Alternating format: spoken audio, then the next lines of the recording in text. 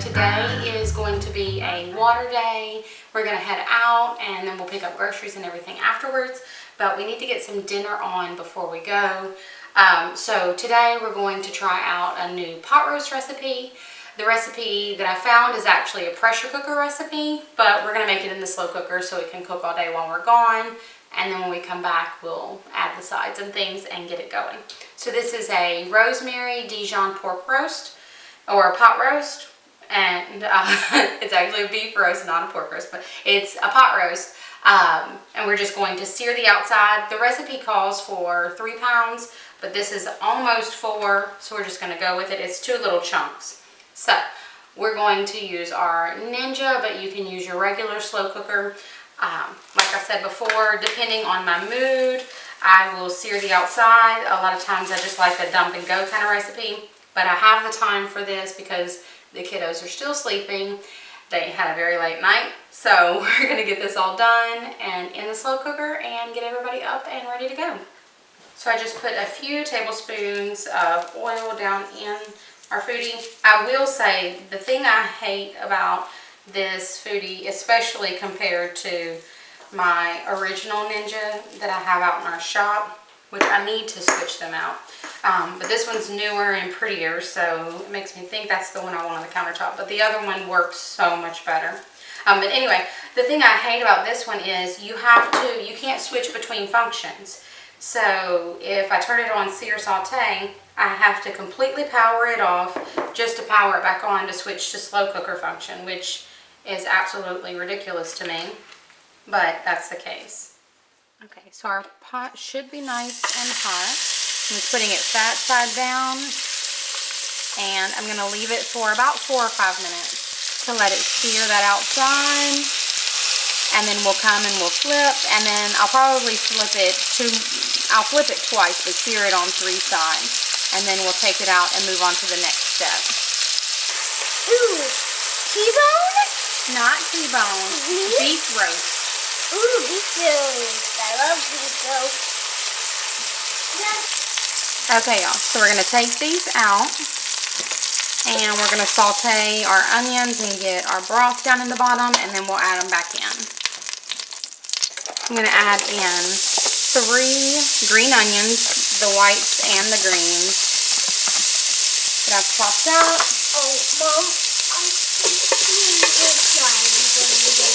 I was crying when I chopped them. Yeah. Not these, thank goodness, because these don't burn my eyes. Well, if I chop a lot, then they will, but not usually too bad. But all this does not make anybody cry.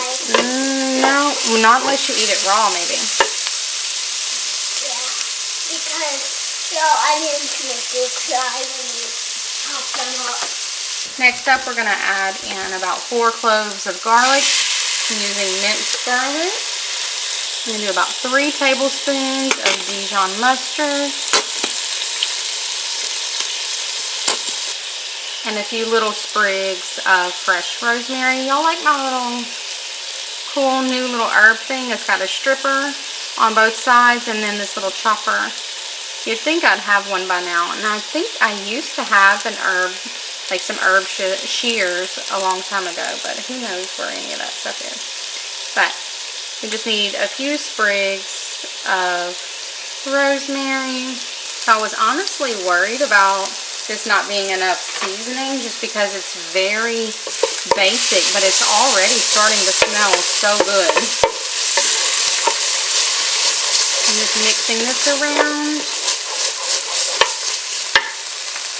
So it calls for a cup of beef broth. I'm going to use my beef base, so I'm adding in a cup of water. I'm going to use a big old tablespoon of the beef base that we get at Sam's Club. I haven't been buying much of it lately because it's gotten really pricey, especially compared to beef bouillon.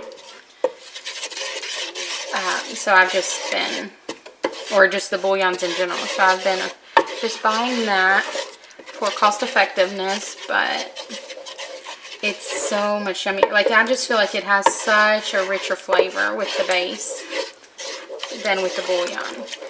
So we're going to use that today. I just want to mix it all around, and that's it.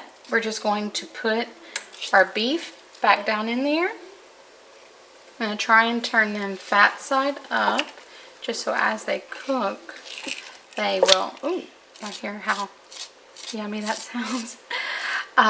So that as they cook, that fat will just render down and drip over it, keeping it nice and moisturized. Pour those juices back over top also. And then we're going to turn it down to slow cook function. And like I said, you've got to turn this thing off and then turn it back on to switch. So slow cook, low, and there we go. So it's bubbling and everything now, but it'll start to cool that temperature down. And then we'll have it. Alright, so let's get, Thatcher's up now, as y'all heard, but let's get the girls up and we'll get our water day started. Okay, y'all, so you can hear the kids are having a good time. But we've got maybe about an hour before we want to eat dinner. So I'm going to, we got back later than I expected, but I'm going to roughly, try not to chop off my finger with this knife. Let's switch knives. I guess all my good knives are dirty. But going to roughly chop these carrots and these potatoes and get them started cooking in my little Pampered Chef cooker. And anyway, get them started cooking so I can drop them down in the slow cooker with the beef. I'm just going to chop up these potatoes also. And these are just Yukon Gold potatoes. I picked these up because they're a little bit creamy. Creamier than the russets. Alright, we're going to pop this in the microwave and let it just do like a pre-cook, and then we'll drop them in the slow cooker. So after about 7 hours, we have some of our meat that is nice and tender. You see, I threw those carrots and potatoes in, so they're fully cooked. But some of the roast has gotten nice and tender, and some is still tough. So I cut it up, but flavor-wise, and once you add in the potatoes and carrots, it just soaks up all of that juice. So we needed more. But flavor-wise, we're going to see how this is. So like I said, we need the juice, so I'm probably going to make some beef broth gravy real quick. And I feel like the tenderness of the meat is not so much to the recipe, but how it's cooked and just the type of meat it is. So I won't hold that against the recipe, but the flavors of it are really good. I really like it, and it's something different than our Mississippi mud roast with the peppers. So we're going to serve it up, and hopefully some of these pieces got more tender. Like I said, I cut it up, but you can tell just by looking at it that it's not fall apart like we usually have. So we'll have lots of veggies, and we'll just make it work. But I definitely think the seasoning is a keeper.